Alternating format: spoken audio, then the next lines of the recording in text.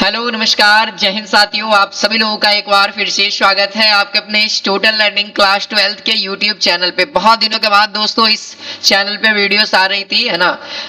कुछ प्रॉब्लम के कारण मैं किसी काम में फंस गया था, जिसके कारण दोस्तों इस चैनल पे वीडियोस रुक गई थी। लेकिन अभी से दोस्तों आपकी क्लासेज इस पे रेगुलर वे में आएगी, है ना।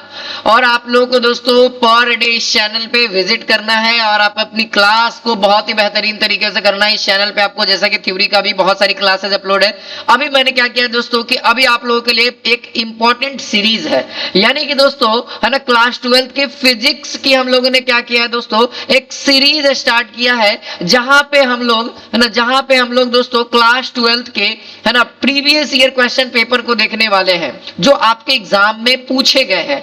अब ये करना क्यों इंपॉर्टेंट है दोस्त, क्योंकि आपके एग्जामिनेशन में मैंने देखा है कि लगभग क्वेश्चंस जो है ना वो रिपीटेड पूछे जाते हैं, जो आपके एग्जाम में पूछे जा चुके हैं ऑलरेडी।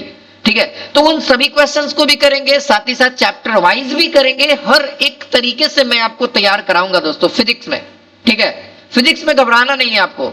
तो ये हमारा आज जो हम लोग क्वेश्चंस करेंगे वो 2021 के क्वेश्चंस को करेंगे, जिसमें हम लोग 70 एमसीक्यूज को देखेंगे, है ना। 70 एमसीक्यूज को देखेंगे जो आपके बिहार बोर्ड ने इस एग्जाम को ले चुका है। ठीक है, तो चलिए आज के इस सेशन को स्टार्ट करते हैं। और ये आपके 2024 का जो एग्जामिनेशन होने वाला है उसके लिए भी इंपॉर्टेंट है, चाहे आप 2025 के लिए देखो चाहे आप 2026 के लिए देखो, उन सभी ईयर्स के लिए ये वीडियो बहुत ज्यादा इंपॉर्टेंट होगा। तो दोस्तों अगर चैनल पे नए हैं तो चैनल को सब्सक्राइब कर लीजिए। साथ ही साथ आप हमारे साथ प्रतिदिन शाम के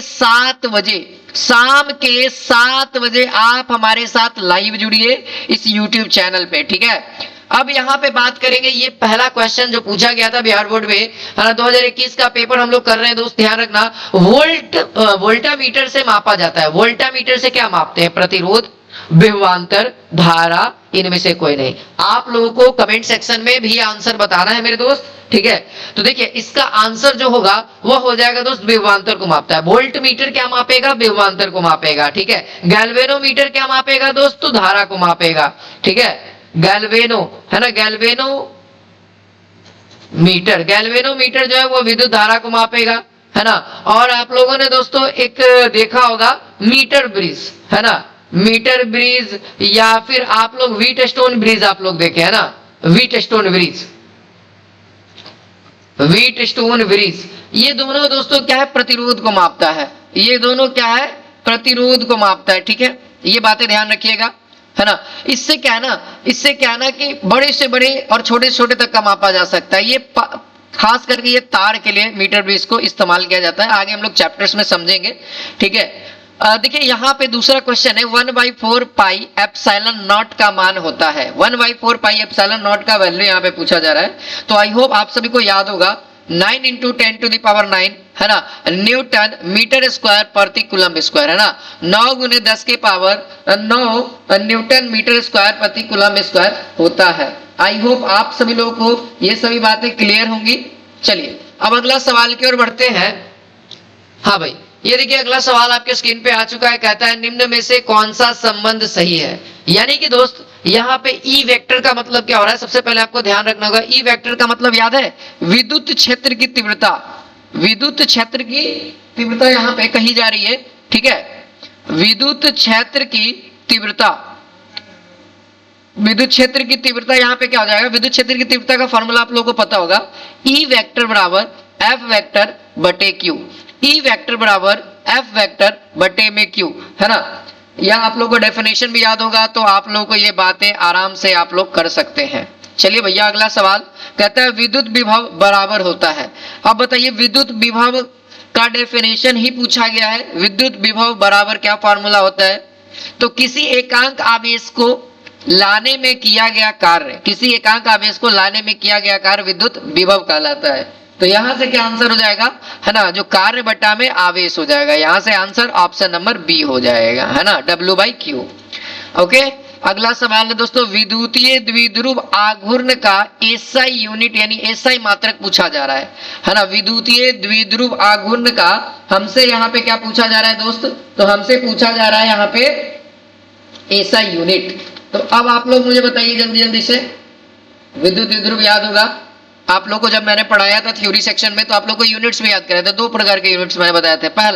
पहला आप लोग को मैंने बताया था कूलाम मीटर, तो कूलाम मीटर किधर है, कूलाम मीटर, ये आंसर। एक और बताया था मैंने डिवाई, है ना, डिवाई, और इन दोनों के बीच का रिलेशन भी बताया था, है ना। ये आप दोनों को इन दोनों के बीच का रिलेशन बताया था। 3 × 10⁻29 डिवाई होता है ना। 1 कूलाम मीटर बराबर 29 डिवाई। ठीक है, क्लियर बात। ये सब बातें ध्यान रखा करे भाई। अगला है दोस्तों 1 फैराड बराबर होता है मेरे भाई।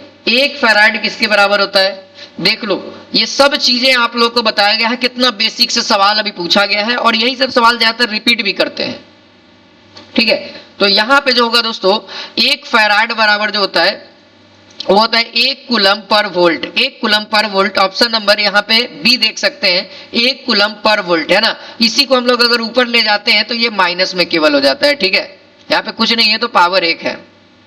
ओके, अगला सवाल अगर आप देखें तो अगला सवाल है कि आवेशित चालक की स्थितिज ऊर्जा होती है।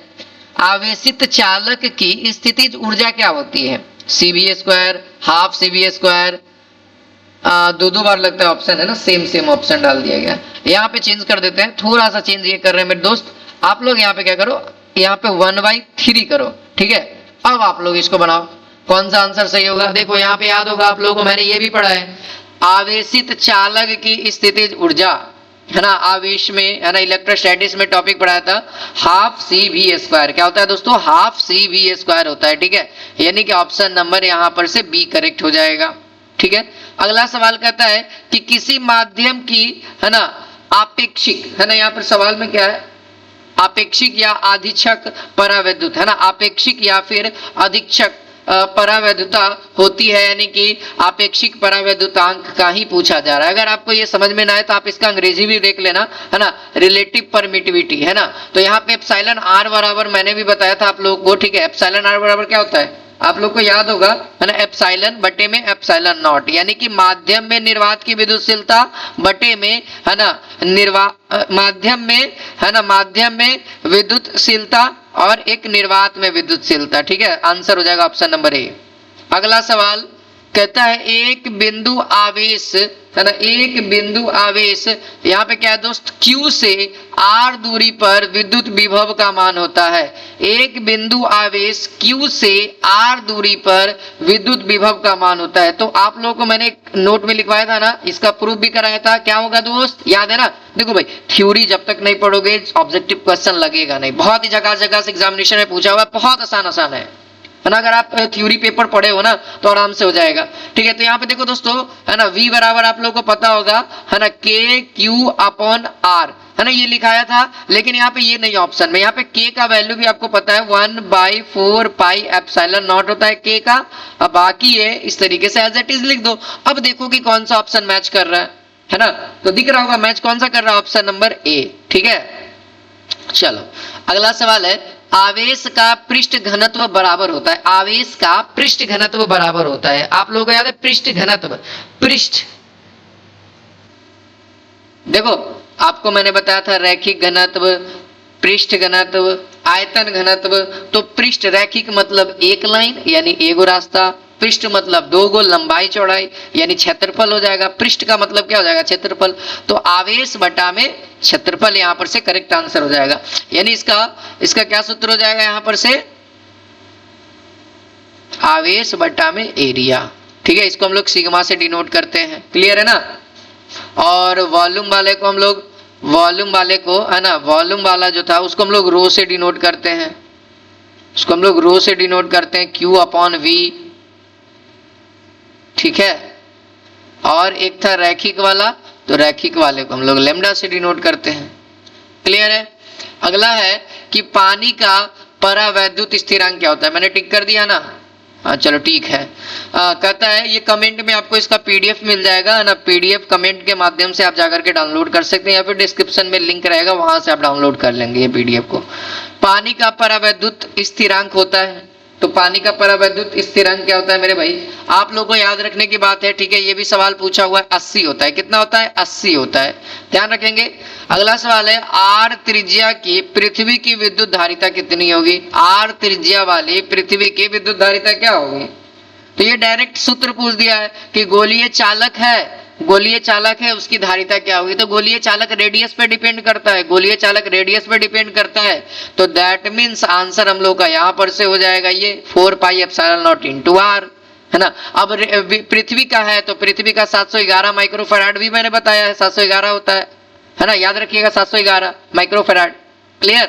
अगर पृथ्वी का पूछेगा तो क्यों, क्योंकि आर का वैल्यू यहाँ पर से कितना हो जाएगा, आर का वैल्यू हम पुट कर देते हैं कितना 6400 किलोमीटर, और ये सब तो कांस्टेंट वैल्यू है, और इसको अगर उल्ट आपको पता ही है सब कांस्टेंट वैल्यू है। तब आगे 1 एम्पियर बराबर होता है, 1 एम्पियर बराबर कितना होता है मेरे भाई, तो आप ध्यान रखेंगे 1 एम्पियर बराबर क्या होता है।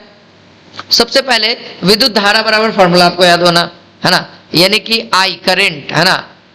आई बराबर क्या होता है दोस्त, आवेश बटा में समय। तो बताओ आवेश का क्या हो जाएगा कूलाम, और समय का सेकेंड, तो 1 है ना, इसका क्या हो जाएगा यूनिट एम्पियर। तो 1 एम्पियर बराबर क्या हो जाएगा 1 कूलाम पर सेकेंड, है ना। तो यहां से आंसर 1 कूलाम पर सेकेंड आंसर दिख रहा है। अगला है विद्युत वाहक बल की इकाई क्या होती है ना। विद्युत वाहक बल यानी ईएमएफ, ईएमएफ का पूछा जा रहा है, इलेक्ट्रोमैग्नेटिक फोर्स। तो इलेक्ट्रोमैग्नेटिक फोर्स का जो यूनिट होता है मेरे भाई वह वोल्ट होता है। क्या होता है, वह वोल्ट होता है, ध्यान में रखेंगे। अगला सवाल है दोस्तों कि पदार्थ की प्रतिरोधकता के लिए निम्नलिखित, है ना, पदार्थ की प्रतिरोधकता के लिए निम्नलिखित में से कौन सा सही है। अब बताइए, है ना, आप लोग आर बराबर पढ़े हैं रो इंटू एल अपॉन ए। अब पूछा है, आज पूछा है आपसे कि ये रो का वैल्यू क्या होगा। तो बताओ रो बराबर निकालना, ये भागा में इस साइड जाएगा, गुना में आर इंटू ए, ये गुना में भागा में आ जाएगा एल बराबर रो, यानी यही हमारा क्या है प्रतिरोधकता होता है, प्रतिरोधकता होता है मेरे भाई।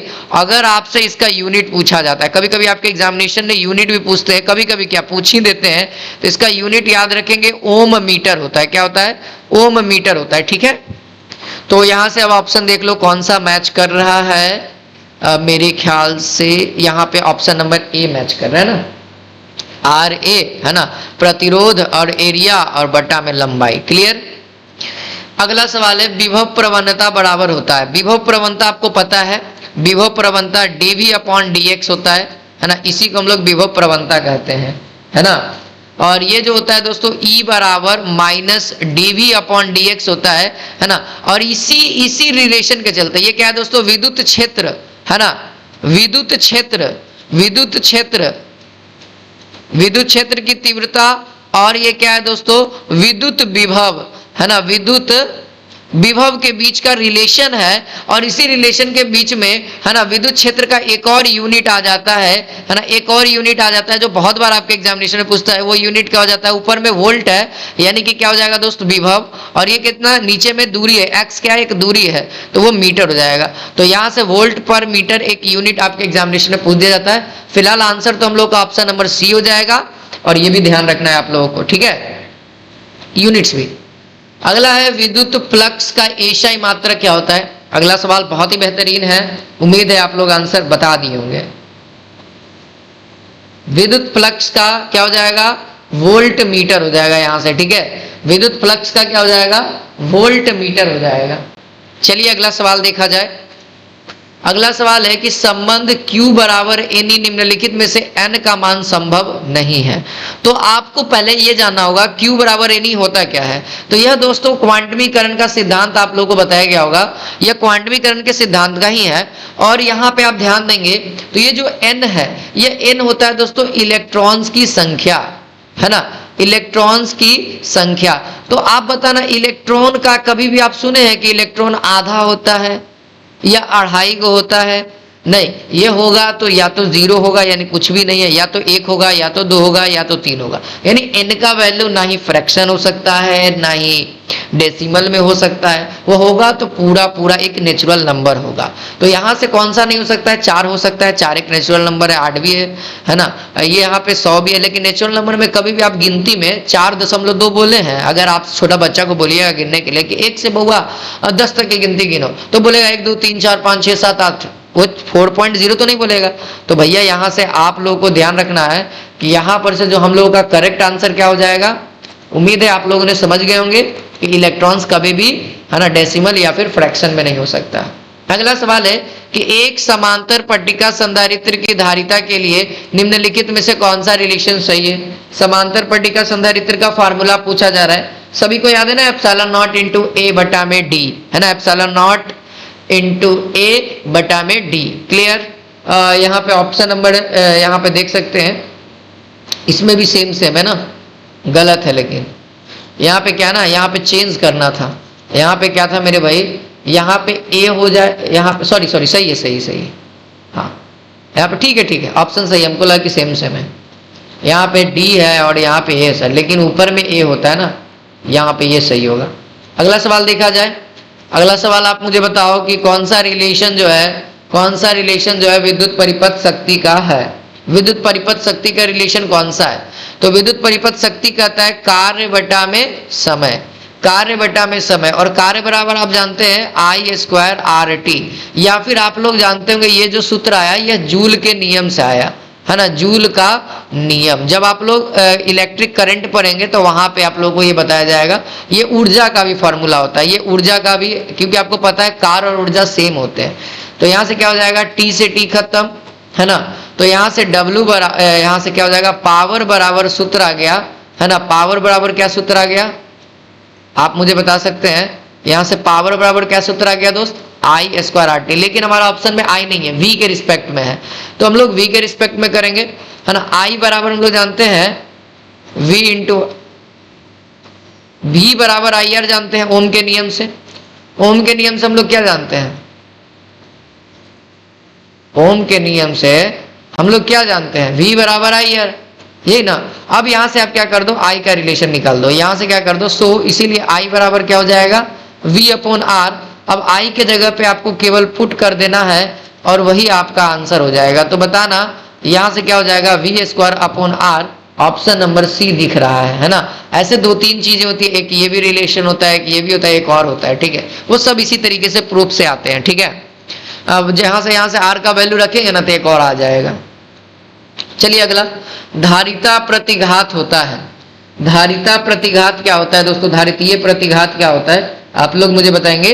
तो ध्यान रखिएगा, धारिता जो प्रतिघात होता है 1 बाई ओमेगा, है ना, 1 बाई ओमेगा सी होता है, ठीक है, जहाँ ओमेगा सी होता है, सी आपका क्या है दोस्तों, धारिता है, ठीक है। अगला सवाल यहाँ पे कहता है कि निम्नलिखित में से कौन सा मौलिक कण नहीं है। तो मौलिक कण तो न्यूट्रॉन होता है हर एक इलेक्ट्रॉन में, है ना, प्रोटॉन भी होता है। इलेक्ट्रॉन, प्रोटॉन और न्यूट्रॉन एक ऐसा कण है जो हर एक एटम में मौजूद होता है, ठीक है, लेकिन अल्फा कण हर एक एटम में मौजूद होता है, नहीं होता है, इसीलिए अल्फा कण हो गया हमारा एक क्या हो जाएगा, करेक्ट आंसर है, क्योंकि यह मौलिक कण नहीं है, मौलिक कण पूछा जा रहा है।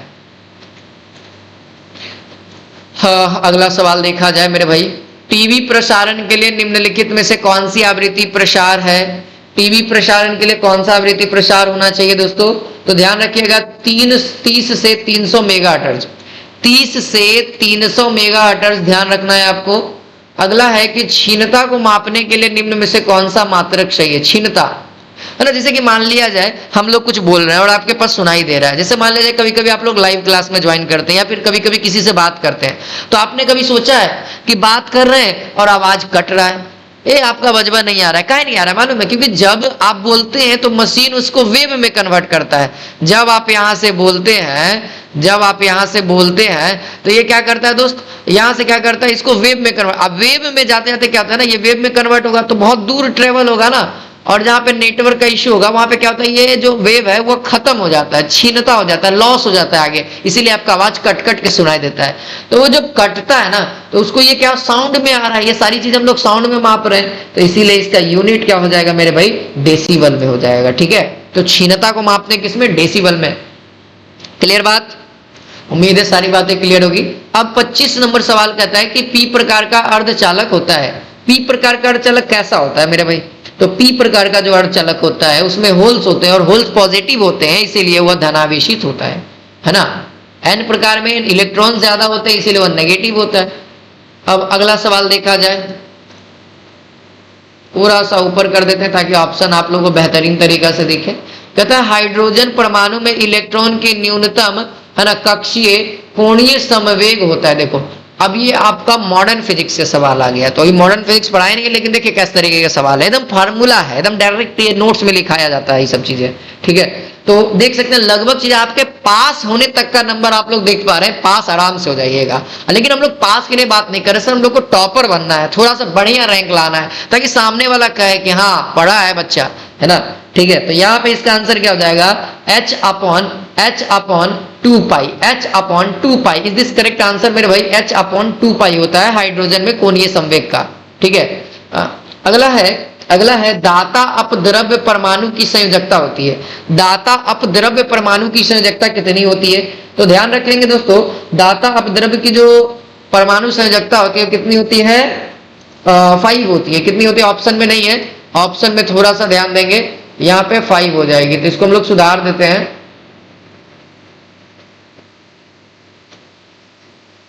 यहाँ पे कितना होता है, 5 होता है, याद रखेंगे इस चीजों को, और हमारा आंसर भी यही हो जाएगा, ठीक है, ऑप्शन नंबर सी हो जाएगा। अगला सवाल है कि टी समय तक एल धारा, है ना, टी समय तक एल धारा एल प्रवाह के कारण, है ना, आर प्रतिरोध के चालक में उत्पन्न उष्मा, अभी हम बताए हैं बउआ फॉर्मूला, अभी बताए हैं, आई स्क्वायर आर टी, आई जहां देखिए अभी बताया था ना उष्मा वाला, उष्मा या ऊर्जा या फिर कार्य, आई स्क्वायर आर टी। आई हमारा क्या था, धारा था, आर हमारा क्या था, प्रतिरोध था, और टी क्या था, समय था, है ना।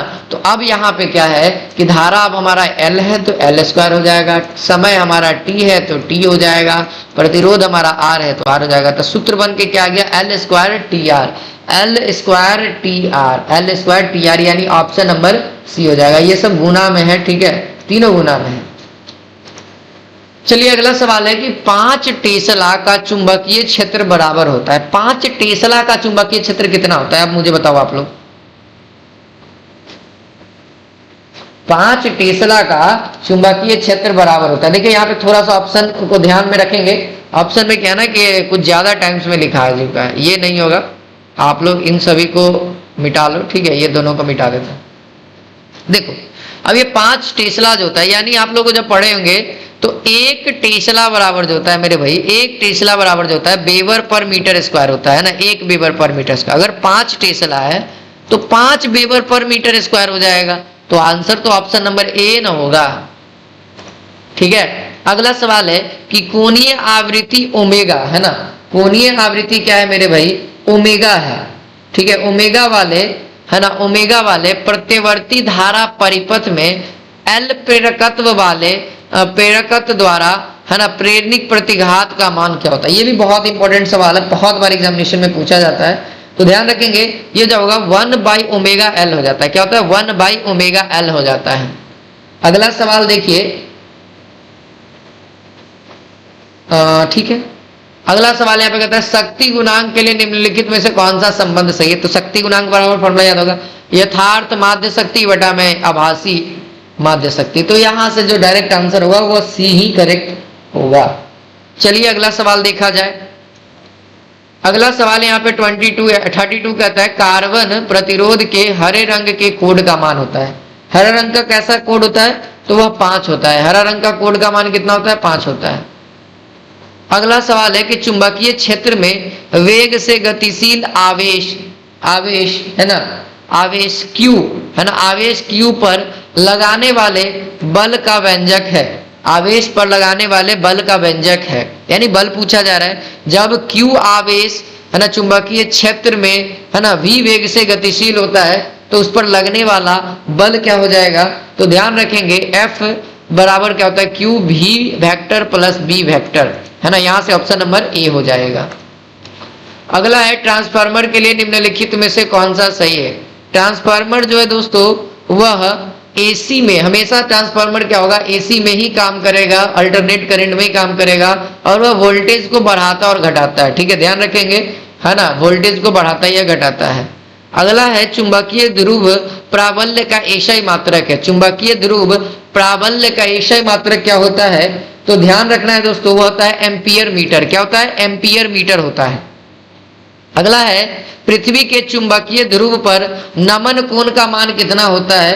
तो वो होता है 90 डिग्री। देख सकते हैं ये सब सवाल बहुत बार पूछा गया। जैसे जैसे हम लोग सीरीज को कंटिन्यू करेंगे 70 क्वेश्चन का, तो आपको देखने को मिलेगा कि कितना बार क्वेश्चन रिपीट किया हुआ है। ठीक है, तो निर्वात की चुंबकीय प्रकृति का मान होता है, तो निर्वात की चुंबकीय प्रकृति का जो मान होता है दोस्तों, है ना, वो कितना होता है? तो वो होता है शून्य होता है। कितना होता है? शून्य होता है, यानी जीरो होता है। क्या होता है? जीरो होता है। अगला सवाल,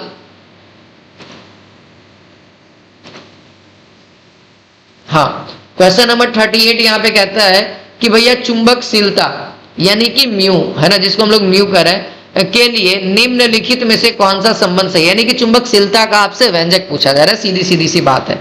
तो म्यू बराबर बी बटे में एच होता है, जहां बी हमारा चुंबकीय क्षेत्र होता है। ठीक है, अगला दोस्तों ये सवाल चुंबकीय यमोत्तर के पार्थिविक, है ना, पार्थिव चुंबकीय क्षेत्र बी नमन कोण डेल्टा, है ना, नमन कोण ये क्या है दोस्त? डेल्टा होता है। ठीक है, टाइप नहीं हो रहा होगा तो इसीलिए 8 लिख दिया गया, डेल्टा, और बी का क्षैतिज घटक बी एच, बी का उदर्घ घटक बी वाई, है ना, बी वाई बी भी है। ठीक है, बी भी है। तब यहां से सवाल पूछा तो निम्नलिखित में से कौन सा यहाँ पे सही होगा? यहाँ पे रिलेशन पूछा जा रहा है। तो ध्यान रखेंगे दोस्त, यहाँ पर जो रिलेशन होता है वह बी एच जो होता है ना, बी एच जो होता है बी कॉस, है ना, यहाँ पे डेल्टा के बराबर होता है ना, बी एच बराबर बी कॉस डेल्टा के बराबर होता है। ध्यान रखेंगे। अगला सवाल है कि चुंबकीय, है ना, विद्युत चुंबकीय तरंग के संचरण की दिशा क्या होती है?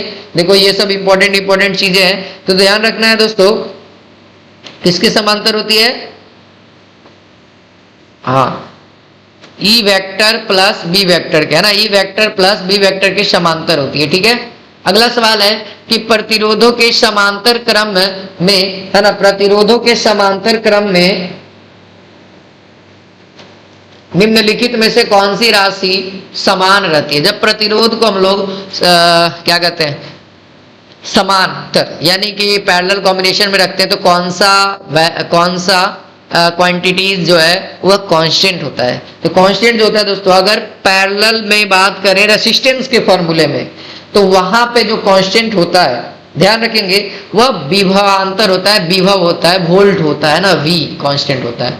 जब आप सीरीज में बात करोगे तो सीरीज में धारा कांस्टेंट होगा, यानी कि श्रेणी क्रम में ध्यान रखना है कि श्रेणी क्रम में हमेशा। अगला सवाल देखा जाए, 1 हेनरी बराबर होता है, 1 हेनरी बराबर कितना होता है? तो 10 के पावर 3 mH होता है। ठीक है, अगला सवाल देखा जाए, रेडियो एक्टिव तत्व के लिए निम्नलिखित में से कौन सा फॉर्मूला है हाफ लाइफ के लिए?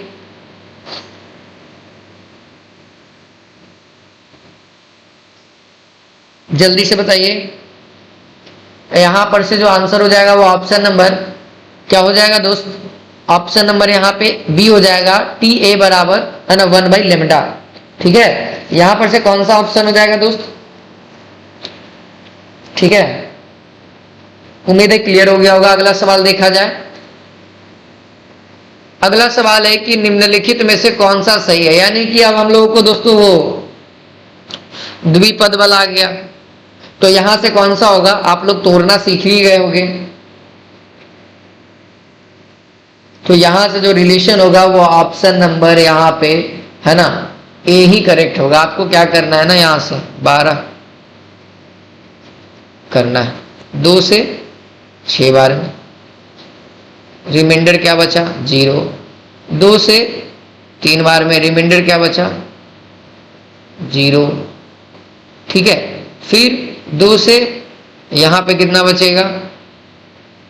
1, और ये रिमाइंडर 1। ठीक है, क्लियर।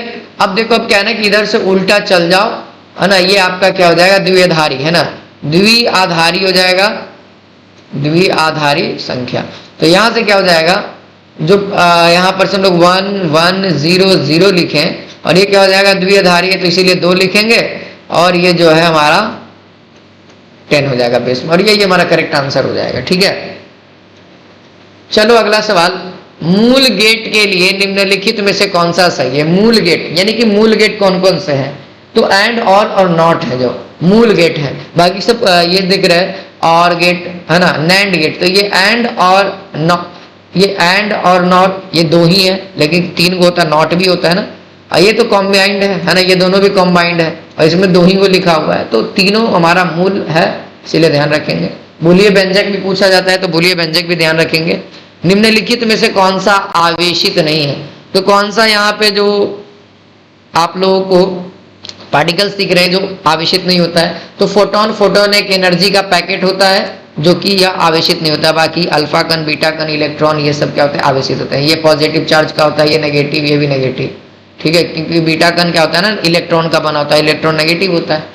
देख कार्बन प्रतिरोध का कलर कोड में पीला रंग का मान, देखो कार्बन से 2 सवाल आ गया अभी तक से, है ना, तो कितना होता है दोस्त, 4 होता है ना। हरा का क्या हो जाता है, हरा का क्या हो जाता है, यहाँ पे आप लोग देख पाएंगे 5 हो जाता है। अगला सवाल है, अगला सवाल यहाँ पे कहता है कि निम्नलिखित में से किस भौतिक राशि का पूर्ण वितरण प्रकाश का व्यतिकरण होता है, तो वह आवृत्ति का होता है, ठीक है, या ऐसे भी कह सकते हैं, हाँ ठीक है, ठीक ना, ध्यान रखिएगा, इस सवाल को इसी तरीके से ही पूछा जाएगा। अब आगे बढ़ते हैं, अगला सवाल की ओर बढ़ते हैं, ठीक है।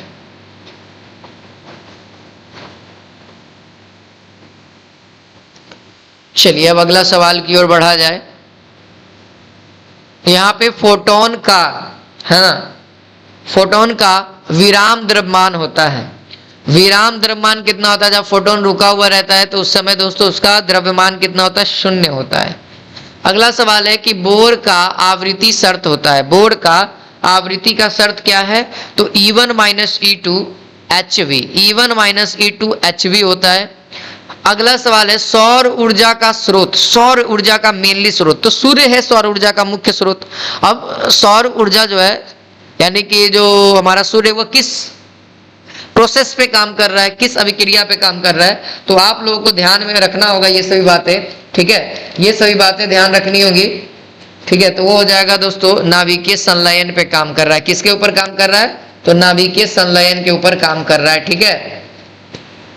चलिए अगला सवाल, अगला सवाल है कि विद्युत का सबसे अच्छा चालक कौन सा है, विद्युत का सबसे अच्छा चालन या चालक कह सकते हैं, कोई दिक्कत नहीं है यहाँ पे, है ना, कौन सा है, तो वह है दोस्तों सबसे अच्छा, तो वो चांदी को माना जाता है, सबसे अच्छा चांदी को, फिर उसके बाद कॉपर को, फिर उसके बाद लोहा को, है ना, फिर उसके बाद बढ़ते जाता है, ठीक है, धीरे धीरे सबसे अच्छा चांदी का माना जाता है, ठीक है। अब चलिए अगला सवाल देखा जाए। तो अगला सवाल है कि नॉर, है ना, नॉर, देखिए नॉट और नॉट और का, है ना, द्वारक का बूलियन व्यंजक क्या है, यानी कॉम्बाइंड वाला है। अब आपको देखना है कि नॉर वाला का बूलियन व्यंजक क्या होता है, ठीक है। तो ध्यान रखने वाली बात है दोस्तों, सबसे पहला नॉट का क्या होता है, बार होता है, और का क्या होता है, प्लस होता है ना, तो यहाँ पर से दोनों का कॉम्बाइंड है, तो ये हो जाएगा हमारा बार भी और प्लस भी। द्विआधारी की दार्शनिक संख्या, द्विआधारी की दार्शनिक संख्या क्या हो जाएगी, द्विआधारी की दार्शनिक संख्या, लगता है यहाँ पे क्वेश्चन अधूरा है क्या, हाँ अधूरा है, यहाँ पे सवाल पूछा जा रहा है द्विआधारी संख्या तो लिखा ही नहीं है, 001, इसका निकालना है, इसका निकालना है, ठीक है। तो यहाँ पे देखिए दोस्तों इसको निकाला जाए कैसे, तो हमारे सामने ये द्विआधारी दे दिया है, अब इसमें से उल्टा चुनना है। उस समय तो हम लोगों को ये दिया हुआ था और ये निकालना था। देखो सिंपली प्रोसेस है, इसको जब इस तरीके का प्रोसेस हो, है ना, ये तो सबसे पहले आप लोगों को समझ में आ गया ना कि देखो जब ऐसे रहता है तो 12 का एलसीएम लिया, देखो देखो 2 से लगाएंगे कितना बार में, यहाँ पे रिमाइंडर लिखेंगे, कितना बार में लगेगा, 6 बार में, है ना, 6 बार में लगा, है ना, तो यहाँ पर से लिख देंगे कितना रिमाइंडर, 0, ठीक है, क्योंकि रिमाइंडर क्या बचा, कट गया पूरा पूरा 0। फिर इसको 2 से लगाएंगे, 2 ही से लगाना है यहाँ पे, तो कितना हो जाएगा, 3 दूना का 6, फिर भी रिमाइंडर 0। फिर इसके बाद 2 से लगाएंगे कितना बार, एक बार, एक बार, तो यहाँ पर से कितना बचा, और रिमाइंडर कितना बचा, 2 लगाएंगे 1 बचेगा। अब बस इसी को उल्टा करके लिख देना, 1 1 0 0 और यहाँ पे 2 लिख देना। और जब दोस्त अब ये तो निकालना सीखे, लेकिन अब इससे हमको इधर जाना हो तब इसके लिए देखो ये नंबर उठाओ, 1 लिखो, फिर गुने 2, और जितना नंबर बचा हुआ है 1 2 3, है ना, 3 लिख दो, प्लस 1 लिखो, फिर उसके बाद 2 लिखो, और जितना नंबर बचा उसका पावर लिखो, 2 के पावर 2, और बाकी 0 तो लिखना कोई फायदा है नहीं, है ना, क्योंकि 0 0 हो जाएगा। तो यहाँ से कितना हो जाएगा, देख लो, 2 के पावर 8, 2 के पावर क्यूब कितना हो जाएगा, 8, 2 के पावर यहाँ पे कितना, 8 4 12, और इसी को हम लोग लिख देंगे। सेम इसी तरीके से इसको भी करेंगे, तो 1 है, तो 1 गुने 2 के पावर यहाँ पे क्या हो जाएगा, 1 2 3, है ना, तो यहाँ पे 3 लिख दो, और यहाँ पे क्या हो जाएगा प्लस, बाकी जीरो वाला जीरो रहने दो और यहाँ पे 2 केवल लिख दो। 8 1 कितना हो जाएगा 9, यानी इसका वैल्यू कितना आएगा, ऑप्शन नंबर सी हो जाएगा। क्लियर, समझ में आया? ठीक है। अगर आपसे मैं कहूँ 18 का निकालने के लिए, तब 18 का निकालने के लिए कहूंगा तब आप क्या करोगे? देखो 18 का निकालने का, देखो 18 का 2 से लगाओ, 9 दूना का 18 है ना, जितना बार लगेगा उतना यहाँ लिखना है, भागफल यहाँ और रिमाइंडर कितना बचा 0। फिर उसके बाद 2 से लगाएंगे 4 बार, रिमाइंडर क्या बचा 1। फिर लगाएंगे 2 से, यहाँ पे कितना 2 बार में, रिमाइंडर बचा 0। फिर 2 से कितना बार में, 1 बार में, रिमाइंडर बचा 0। तो यहाँ से अब लिखना होगा तो लिखेंगे 1 0 0 1 0 और ये कितना हो जाएगा 2 हो जाएगा। ये हमारा कुछ सही तरीका हुआ। ठीक है, ये तो सीख गए आप लोग। अगला सवाल देखिए, कहता है औसत रंग यानी पीला के अपवर्तनांक के लिए निम्नलिखित में से कौन सा सही है? तो कौन सा सही है मेरे भाई, इसको बताना है। तो ध्यान रखेंगे म्यू बराबर mu R plus mu V upon 2 है ना, म्यू बराबर mu R plus mu V upon 2 होता है। Is this correct answer? अगला सवाल है कि समांतर सतह वाली कांच की पट्टी को शक्ति कहते हैं। शक्ति होती है, कौन सी होती है, कितनी होती है? समांतर सतह वाली कांच की पट्टी को, है ना, पट्टी की कितनी शक्ति होती है, ये सवाल हमसे पूछा जा रहा है। तो वहां पे शून्य होती है। कितना होती है दोस्त? शून्य होती है। अगला सवाल है कि कोणीय वर्ण विक्षेपण बराबर होता है। कोणीय वर्ण विक्षेपण बराबर होता है तो यूवी प्लस यू आर के, यूवी प्लस यू आर के। अब अगला सवाल देखिए, यहाँ पे कहता है कि खगोलीय दूरदर्शी के लिए निम्नलिखित में से कौन सा सही है? तो खगोलीय दूरदर्शी में क्या होता है दोस्त कि जो ऑब्जेक्टिव लेंस का फोकस दूरी होता है वह ज्यादा होता है आईपीस लेंस की तुलना में, है ना, क्योंकि ऑब्जेक्टिव लेंस का दूरी तगड़ा होगा तभी वो ऑब्जेक्ट को अच्छे तरीके से जूम करके दिखा पाएगा। और खगोलीय दूरदर्शी तो हम लोग भैया छोटा मोटा यूज करते नहीं, हम लोग ग्रह को देखने के लिए यूज करते हैं। तो उसका जब तक ऑब्जेक्टिव लेंस तगड़ा नहीं होगा, उसका फोकस लेंथ ज्यादा नहीं होगा, तब तक काम नहीं बनेगा। ठीक है। अगला सवाल है कि हवा में एप्सिलॉन आर का मान होता है कितना? तो 1 होता है। ध्यान रखेंगे कितना होता है? 1 होता है। अगला सवाल है कि विद्युत क्षेत्र में एक आवेशित कण पर लगने वाला बल का मान कितना होता है? तो विद्युत क्षेत्र में E बराबर क्या पढ़े थे हम लोग? F upon Q। तो यहां पर से फोर्स बराबर क्या हो जाएगा? QE, है ना, QE। तो QE हमारा आंसर हो जाएगा, फोर्स बराबर। अगला है कि प्रकाश वर्ष किस भौतिक राशि का मात्रक है? तो प्रकाश वर्ष दूरी का मात्रक है। ठीक है, कितना होता है? 9.46 into 10 to the power 15 metre. Lump sum दोस्त 16 मीटर के लमसम बराबर होता है। अगला है कि एक सरल सूक्ष्मदर्शी से बना हुआ प्रतिबिंब होता है तो वह काल्पनिक और सीधा होता है सरल सूक्ष्मदर्शी के द्वारा। ठीक है। अगला है उत्तल लेंस द्वारा निम्नलिखित में से कौन सा दृष्टि दोष दूर किया जाता है? तो उत्तल लेंस के लिए हम लोग दोस्तों दूर दृष्टि दोष को यूज करते हैं। निकट के लिए हम लोग अवतल का यूज करते हैं, है ना, अवतल लेंस का यूज करते हैं। ध्यान रखेंगे। जरा दृष्टि दोष के लिए हम लोग दोस्तों द्विफॉक्सी या फिर बाई फोकस लेंथ, है ना, by focal length, by focal lens का यूज करते हैं, या फिर द्विफॉक्सी जिसको हम लोग कहते हैं द्विफॉक्सी लेंस। ठीक, जिसमें जरा दृष्टि दोष में क्या होता है, ना ही दूर का दिखाई देता है और ना ही नजदीक का दिखाई देता है, तो इसीलिए बाईफोकल का। अबिंदुकता में हम लोग दोस्तों बेलनाकार का इस्तेमाल करते हैं,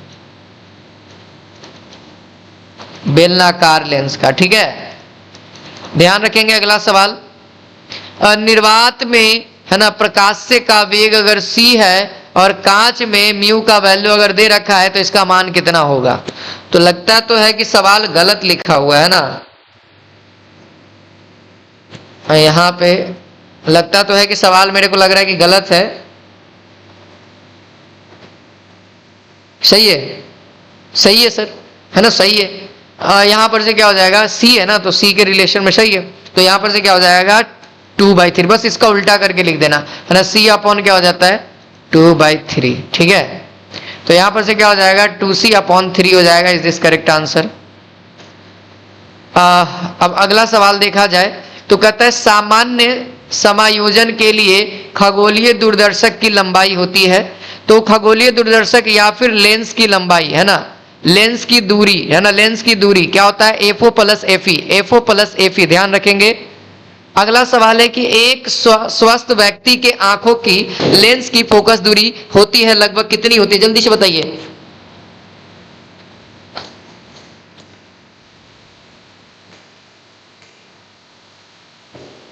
उम्मीद है आप सभी लोगों को आंसर मिल गया होगा। तो यहां पर से आंसर क्या होगा मेरे दोस्त?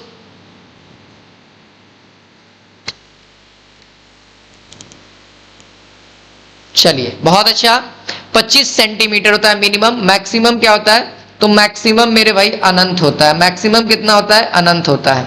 ठीक है, अगला सवाल है क्वेश्चन नंबर 67 कहता है वर्ण विक्षेपण क्षमता के लिए निम्नलिखित में से कौन सा संबंध सही है ना।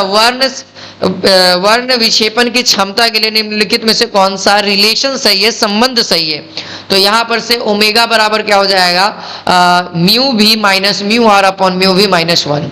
ठीक है, अगला सवाल है प्रतिवर्ती धारा है ना IRMS है ना, प्रतिवर्ती धारा IRMS है ना, या वही लिखा हुआ है RMS या फिर IRMS, और प्रतिवर्ती धारा का शिखर मान I0 के बीच संबंध क्या है। तो इन दोनों के बीच का जो रिलेशन है दोस्त वह कितना का होता है? तो ध्यान रखेंगे वह 0.70 के बीच वाला है ना, याद रखिएगा 0.707 का वाला याद रखिएगा। ठीक है, अगला सवाल है कि ये हमारे सामने कुछ दिया हुआ है और इसका वैल्यू हमसे निकालना है। ठीक है, इसका आंसर क्या हो जाएगा? C/2 हो जाएगा। क्यों दोस्त? क्योंकि ये आप डायरेक्ट इसको सीरीज में भी जोड़ सकते हो। यहां देखो 1/C क्या हो जाएगा? C1 + C2। तो यहां पर से ये सीरीज में हो गया है ना, क्योंकि ये तो सीरीज में ही लग रहा है। और यहां से क्या हम लोग कह सकते हैं?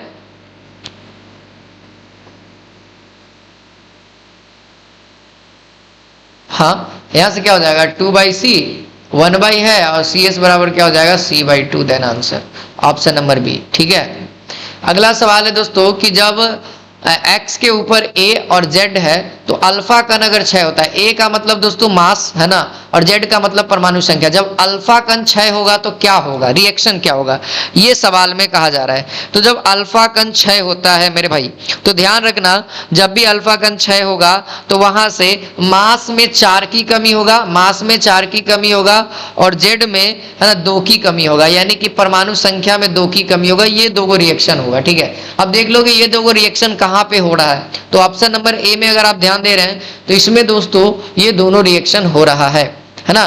तो उम्मीद है आप लोगों को मैंने ये 70 क्वेश्चंस करवा दिए। अगर वीडियो पसंद आया हो तो अपने दोस्तों के बीच में शेयर करें। ये सभी इंपॉर्टेंट क्वेश्चन थे। फिर मिलते हैं इसी के साथ नेक्स्ट क्लास में नेक्स्ट इंपॉर्टेंट वीडियो के साथ। जय हिंद, जय भारत, वंदे मातरम।